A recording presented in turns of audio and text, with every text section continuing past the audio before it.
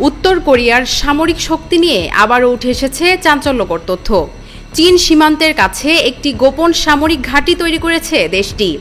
ওই ঘাঁটিতে কি আছে তা নিয়ে বিশ্বজুড়ে শুরু হয়েছে জল্পনা।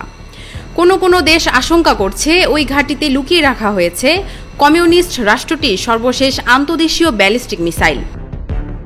বুধবার ওয়াশিংটন ভিত্তিক একটি থিঙ্ক ট্যাঙ্ক এক রিপোর্টে জানিয়েছে ঘোষণাবিহীন ওই ঘাঁটির নাম সিংপুং ডং মিসাইল অপারেটিং বেস। চীন সীমান্ত থেকে মাত্র ২৭ কিলোমিটার দূরে অবস্থিত এটি। ধারণা করা হচ্ছে এই স্থাপনায় ৬ থেকে ৯টি পরমাণু বোমা বহন সক্ষম ICBM এবং তাদের লঞ্চার রাখা হয়েছে। এগুলোকে পূর্ব এশিয়া এবং মার্কিন মূল ভূখণ্ডের জন্য সম্ভাব্য পারমাণবিক হুমকি হিসেবে উল্লেখ করা হয়েছে এই রিপোর্টে। ওয়ালটন এখন দেশের সীমানা পেরিয়ে পৌঁছে গিয়েছে ৫০টিরও বেশি দেশে। ওয়ালটন, ঘরে ঘরে বিশ্বজুড়ে। ২০১৯ সালে মার্কিন প্রেসিডেন্ট ডোনাল্ড ট্রাম্পের সঙ্গে কয়েক দফা শান্তি আলোচনায় বসেন উত্তর কোরিয়ার সুপ্রিম লিডার কিম জং উন। তবে ওই প্রচেষ্টা ব্যর্থ হয়। এরপর থেকেই নিজের পারমাণবিক কার্যক্রম আরও জোরদার করেছে পিয়ংইয়ং।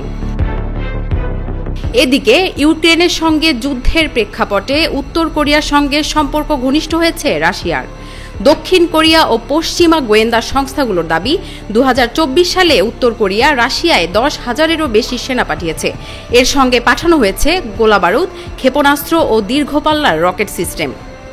ওয়াশিংটন বলছে ইউক্রেনের যুদ্ধে সাহায্যের বিনিময়ে রাশিয়া উত্তর কোরিয়াকে উন্নত মহাকাশ ও স্যাটেলাইট প্রযুক্তিতে সহায়তা দিচ্ছে। বিশ্লেষকদের মতে স্যাটেলাইট উৎক্ষেপণ যন্ত্র ও আন্তঃমহাদেশীয় ক্ষেপণাস্ত্রের প্রযুক্তি প্রায় একই রকম, অর্থাৎ পরোক্ষভাবে উত্তর কোরিয়ার মিসাইল ভান্ডার সমৃদ্ধ করতে সহায়তা করছে রাশিয়া।